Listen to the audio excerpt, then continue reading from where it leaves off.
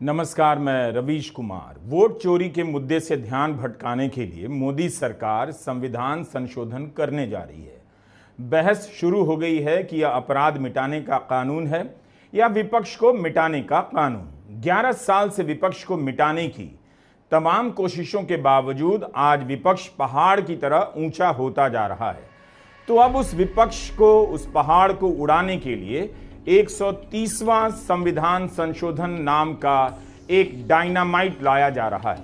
इस सरकार को क्या लगता है, जनता को याद नहीं कि विपक्ष को मिटाने के लिए कैसे मनी लॉन्ड्रिंग केस और ईडी का इस्तेमाल किया गया। हमने ईडी को लेकर ravishkumar.official पर अनेक वीडियो बनाए हैं। आप उन्हीं को देख लेंगे तो समझ आ जाएगा कि क्या खेल होने जा रहा है। ईडी ने 90% से अधिक केस विपक्ष के नेताओं के खिलाफ किए, जिसके डर से कई नेता अपनी पार्टी छोड़कर बीजेपी में आ गए। वहां मंत्री बन गए, सांसद बन गए, मुकदमे से बच गए। 11 साल में 5,892 केस दर्ज किए ईडी ने और सजा मिली मात्र 15 से 20 केस में ही।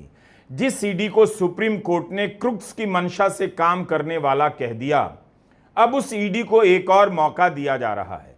इस संशोधन का यही मतलब है कि किसी तरह विपक्ष के मंत्री, मुख्यमंत्री को बस गिरफ्तार करो, 30 दिनों तक के लिए जेल में डाले रखो, जमानत का विरोध करते रहो और उसे अपने आप पद छोड़ना पड़ जाएगा। फिर तो उसकी सरकार गिर जाएगी और जिसकी मन मर्जी उसकी बन जाएगी। इसके अलावा दूसरा और क्या मकसद हो सकता है संविधान के इस 130वें संशोधन का? ईडी का हमने उदाहरण दिया, लेकिन इस संशोधन से तमाम जांच एजेंसियों का राजनीतिक इस्तेमाल और बढ़ सकता है। इस संशोधन के अनुसार अगर राज्यों से लेकर केंद्र के मंत्री, मुख्यमंत्री और प्रधानमंत्री को ऐसे किसी भी मामले में जेल हुई जिसमें 5 साल तक की सजा हो सकती है और अगर 30 दिनों तक जेल में रह गए तो पद छोड़ना पड़ जाएगा। और मैं तो चाहता हूं कि ये नैतिकता के मूल्य बढ़े।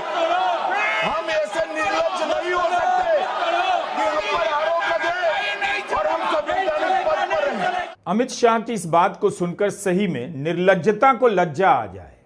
संवैधानिक पद पर बने रहने की बात छोड़िए, उन्हें बताना चाहिए कि मोदी सरकार के दौर में जब कभी आरोप लगे तो उनकी सरकार ने जांच की बात मानी क्या? किस मामले में जांच कराई गई? दिवंगत सत्यपाल मलिक ने भ्रष्टाचार के आरोप लगाए तो उन्हीं के खिलाफ मामला दर्ज कर दिया गया। मोदी सरकार के दौर में आरोपों के आधार पर विपक्ष के मंत्रियों,